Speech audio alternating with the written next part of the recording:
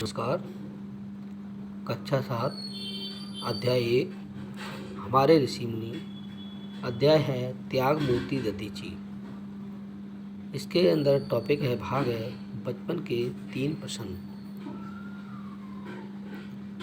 पहले प्रसंग में बताया गया है कि ठहर माँ, मुझसे नहीं देखा जाता, मैं उस तोते को अभी बचाता हूँ। ऐसा कहकर वह बालक दौड़ता हुआ पेड़ के पास गया और सरसराता हुआ उस पेड़ पर चढ़ गया।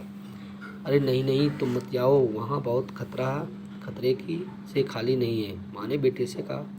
छोटी सी बात के लिए जान पर मत खेलो। आदि बातें माँ चिल्ला कर कहने लगी। वह कहती रही गई, परंतु बालक पेड़ पर पहुँचा सीधा ऊंचा चढ़ गया।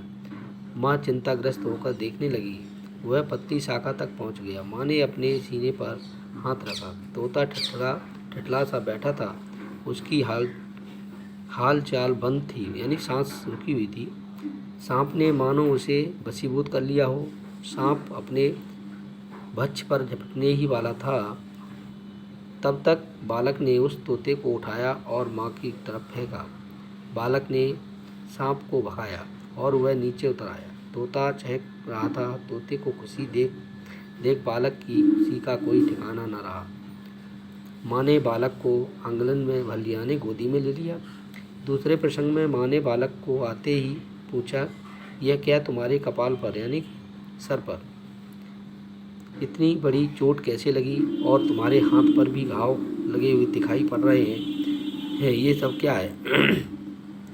बालक ने कहा, माँ मैंने तुम्हें बताया था, बहुत दिन पहले बताया था कि हमारी पाठशाला में 2 दल बने हुए हैं और उनकी आपस में तो सदा तू मैं चलती रहती है। आज तो हाथापाई पर उतर आए। दोनों दल वाले हाथ में डंडे लिए एक दूसरे पर टूट पड़े। इससे मुझे नहीं रहा गया। मैंने चिल्लाकर कहा, मैं यहाँ रहते न झगड़ा होने दूंगा। सिर्फ फुटबॉल बड़ा प्रयास करने पर दोनों रुके, पर उनका एका डंडा हमारे पर पड़ा और 1-2 मेरे हाथ पर पड़े, क्योंकि अवरोध के लिए मैंने उन्हें ऊपर से उठाए थे हाथ। युद्ध का और बीच बिचाव का पूरा वर्णन सुनकर माँ दंग रह गई और उसने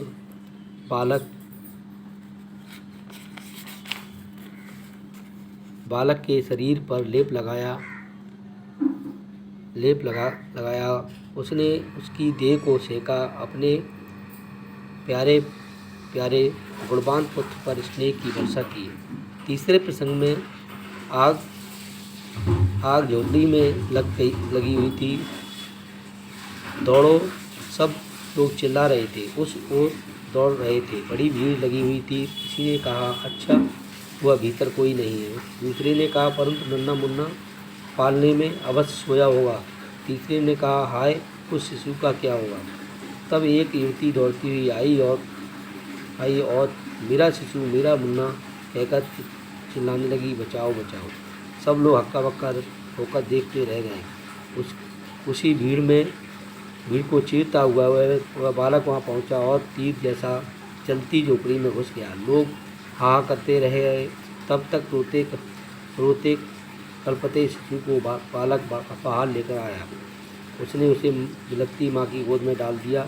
वह युवती हर्षोल्लास हो उठी और सब लोगों ने मुख से उद्गार निकल पड़े।